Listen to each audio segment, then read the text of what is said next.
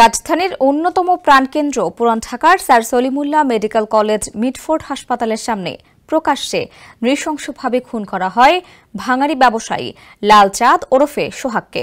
শত শত মানুষের সামনে পিটিয়ে ও ইট দিয়ে মাথা থেতলে তাকে হত্যা করে একদল সন্ত্রাসী।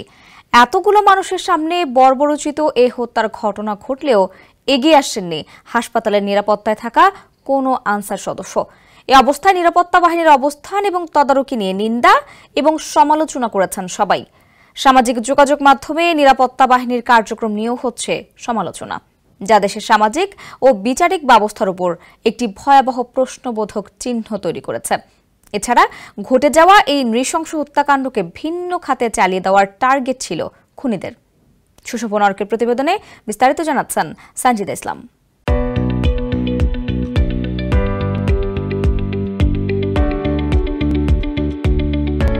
সোহাগ হত্যাকাণ্ডটি মবকাণ্ড বা উত্তেজিত জনতার প্রতিক্রিয়ায় ঘটে যাওয়া একটি সাধারণ ঘটনা বলে চালিয়ে দিতে চেয়েছিল খুনিরা। পাশাপাশি পরিকল্পনা ছিল তাকে চাঁদাবাজ ও আওয়ামী লীগের দোসর বলে আখ্যা দিয়ে হত্যার নেপথ্যে একটি জনরোষের গল্প দাঁড় করানো।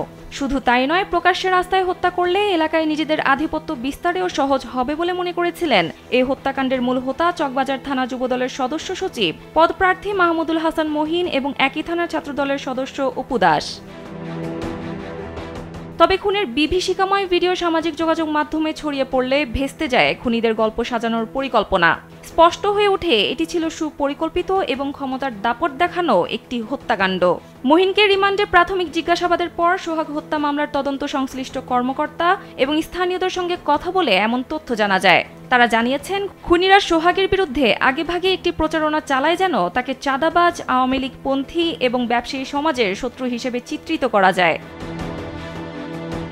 এদিকে নিরাপত্তা রক্ষীদের নিষ্ক্রিয়তা নিয়ে প্রশ্ন ওঠার বিষয়ে ডিএমপির মিডিয়া অ্যান্ড পাবলিক রিলেশনস বিভাগের উপপুলিশ কমিশনার ডিসি মোহাম্মদ তালিবুর রহমান জানান, হত্যাকাণ্ডের খবর পাওয়ার সঙ্গে সঙ্গে পুলিশ ঘটনাস্থলে পৌঁছে তাৎক্ষণিকভাবে মূল অভিযুক্ত মাহমুদুল হাসান মহিন ও তারেক রহমান রবিনকে গ্রেপ্তার করা হয়। এছাড়া সোহাগ হত্যা মামলায় গ্রেপ্তার আরও 2 আসামির 4 দিন করে রিমান্ড মঞ্জুর করেছেন আদালত। সোহাগের মৃত্যুর পর তার পরিবারের পাশে দাঁড়িয়েছে বিএনপি। সংগঠনটির ভারপ্রাপ্ত চেয়ারম্যান তারেক রহমানের পক্ষে সোহাগের পরিবারকে সমবেদনা জানানো সহ আর্থিক সহায়তা করা হয়েছে। সঞ্জিদা ইসলাম, কালবেলা।